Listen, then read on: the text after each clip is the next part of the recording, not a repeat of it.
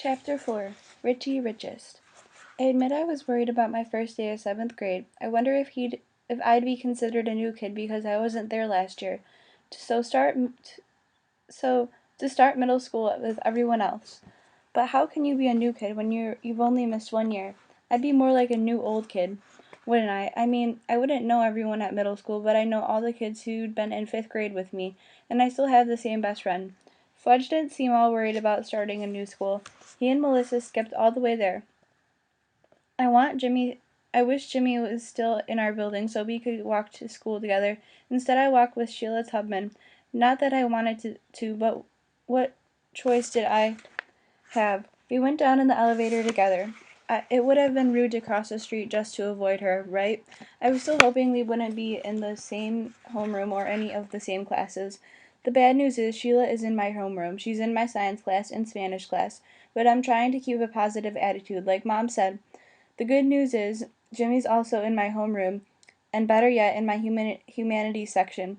We even have the same lunch period, and nobody at school acted like I was a new kid. Most kids either didn't remember I lived someplace else last year or didn't care. After school, Jimmy came over, same as always. I told him about Melissa and her mother and how Henry painted the apartment and fixed up the kitchen. They got a new refrigerator, I said, expecting Jimmy to laugh and make some joke about salami and onion sandwiches, but he didn't. We hung out in the same park for a while at the top of our special rock. Then, just like that, Jimmy said he had to go home. I forgot a minute he'd moved, that he lived downtown now, that he had to take the subway home by himself. I walked him to Central Park West and 72nd Street. Jimmy and I have been best friends since 3rd grade. He lived around the corner then. It was the first place in the city I was allowed to walk to by myself. I really liked Jimmy's mom. She told me to call her Anita, not Mrs. Fargo. We've had this special game. Every time I left her house, she gave me a graham cracker in case I got hungry on the way home. That was a big joke since it took about 2 minutes to get to my building. I was so mad at her when she took off for Vermont, leaving Jimmy with his dad. But then I was happy when Jimmy and his dad moved into our building. Then I was mad at her again because Jimmy was. Jimmy still doesn't like to talk about the divorce or his mother. He keeps everything to himself. He visits her at Christmas and for a month in the summer. I hope I never see her again because if I do, I'll tell her exactly what I think about what she did to Jimmy. I don't tell that tell me there and don't tell me there are two sides to every story, like Mom does, because I've seen Jimmy's side up close. Not that I want him to move to Vermont. That would be a lot worse than Soho. I'd never get to see him then.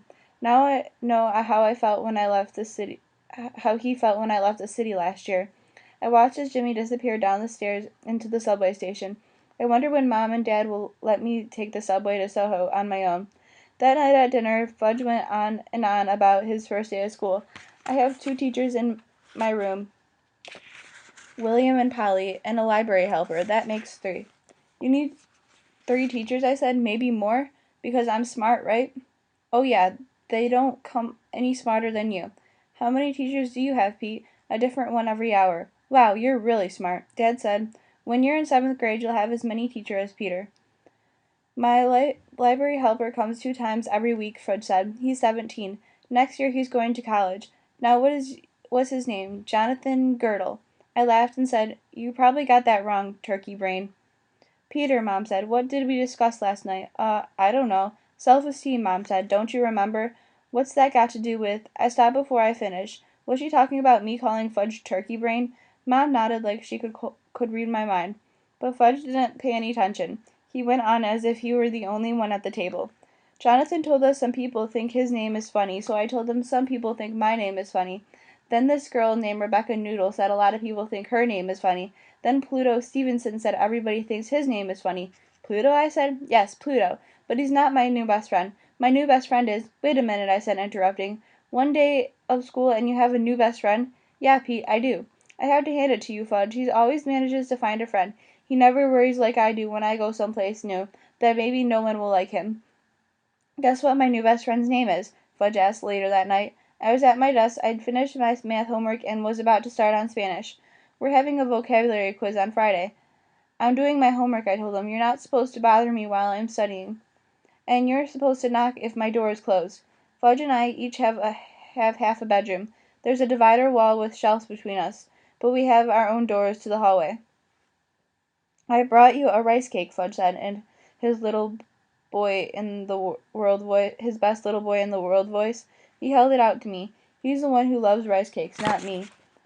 They make me gag. They're like eating cardboard. I don't want a rice cake, I told him. You know how I feel about rice cakes. Anyway, aren't you supposed to be in bed? I can't go to bed until you guess, he said, nibbling at the rice cake himself. Okay, what am I supposed to guess this time? Pay attention, Pete, he said. You're supposed to guess my new friend's name.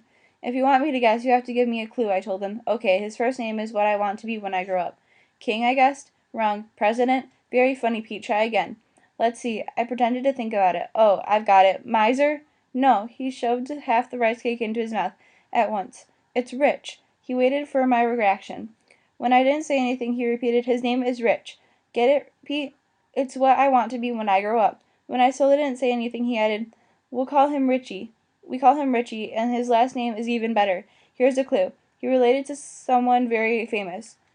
Someone we know. He stuffed the rest of the rice cake into his mouth and brushed off his hands. The crumbs landed on my living Spanish textbook. I don't know anyone really famous. Yes, you do. I give up. Fudge whispered in my ear. He's you-know-who's cousin. We've been through this before, I told him, wiping off my ear. Harry Potter isn't real. He's a... But before I could find Fudge spit on the back of his hand 3 times. You said his name out loud.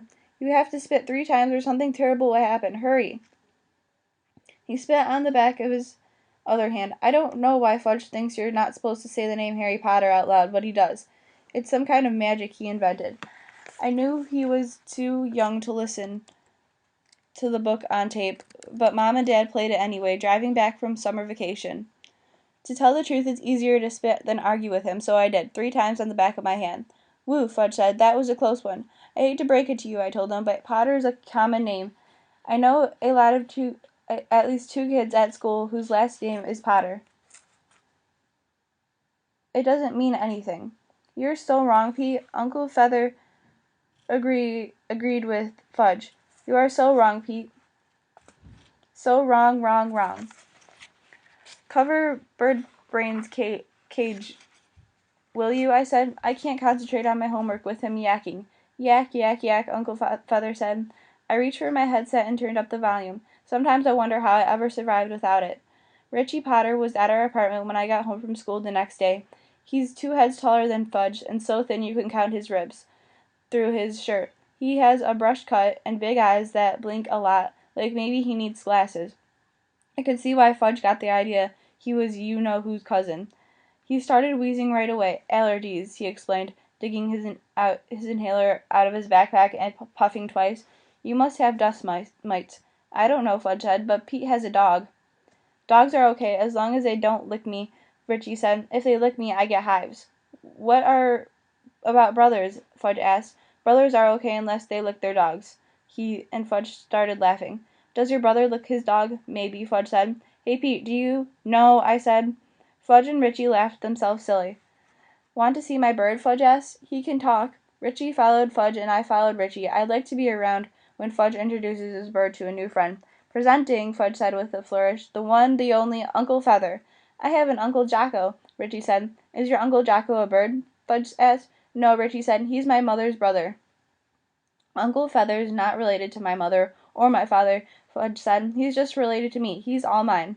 So what does he say? Richie asked. Whatever you want him to say. Richie thought about it. Then he said, Zoopy-dee-jop. Uncle Feather just stood there, his head cocked to one side. Try something else, Fudge said. He likes real words, especially bad words. So Richie said all the bad words he knew, but Uncle Feather wasn't impressed. You try, Richie told Fudge. What's up? Fudge asked Uncle Feather. Usually Uncle Feather answers. What's up? What's up? What's up? But this time nothing. What's wrong? I asked Uncle Feather. Cat got your tongue? I wouldn't say that in front of Tootsie or she'd start meowing, but Tootsie was taking her afternoon nap. Don't tease him, Pete. I'm not teasing him. I'm trying to get him to talk. He's not in the mood, Fudge said. Come on, Richie, let's get a snack. I followed them to the kitchen. Mom was still in her whites from work.